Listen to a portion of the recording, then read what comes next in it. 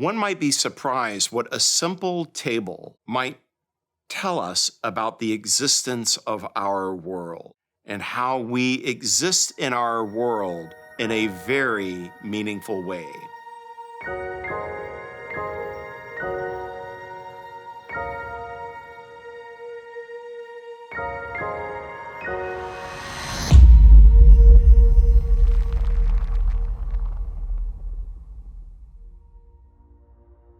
So when we hear the word world, what comes to mind? What do we think about when we think about our world or the world that we live in?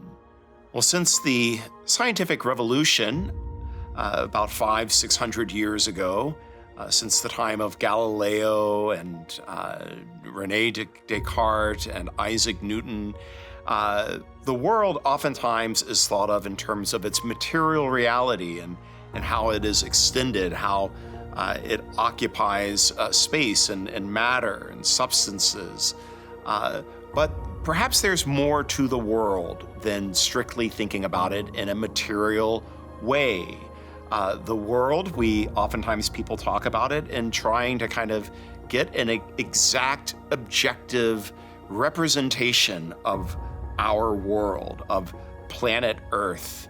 But there are others that have begun to think about world more in terms of how we experience it, the meaning of this world. How do we find ourselves living in our world? So take, for example, if I were sitting at a table, perhaps a table that's often used to eat at. Well, I'm sitting at the table and I'm thinking about it strictly in a material way. Obviously, it's made of wood or iron. It has a horizontal surface that one can rest their arms at. It probably typically has 4 legs that are holding it up. And in one way, so that's how I experience the table in its strictly physical existence. That perhaps for some people is how a table is objectively. But how do I use that table?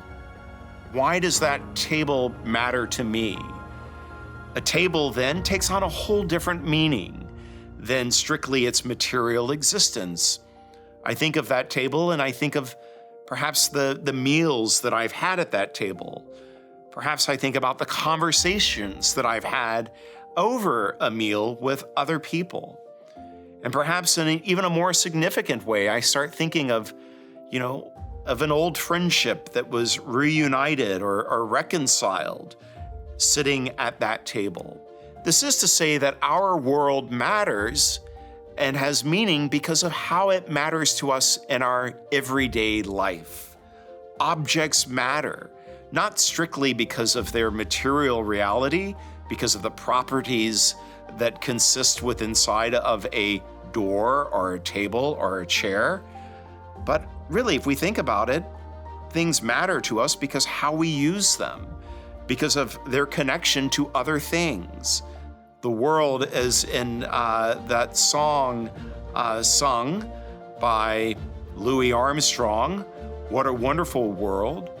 That world matters because he's able to hear children laughing. He's able to see couples holding hands walking down the sidewalk. And so too it is with our world.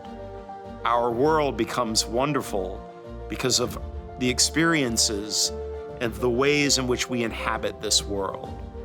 And for this reason, I believe it is that God so loved this world that he sent his only begotten Son. Thanks for watching. It means a lot. These are conversations that I love to have and to be able to share with folks. My name is Father Dustin, and I've found a lot of value reading things philosophically to think about our world in creative ways and imaginative ways that kind of brings about more engagement and also helps with relationships and just thinking about our world in new ways as it relates to things like truth and what is good, what is the good life, what is beautiful in our lives. So perhaps, you should consider becoming a Patreon sponsor. And, even maybe after watching some of these videos, the ones that you like it and share it, and then subscribe.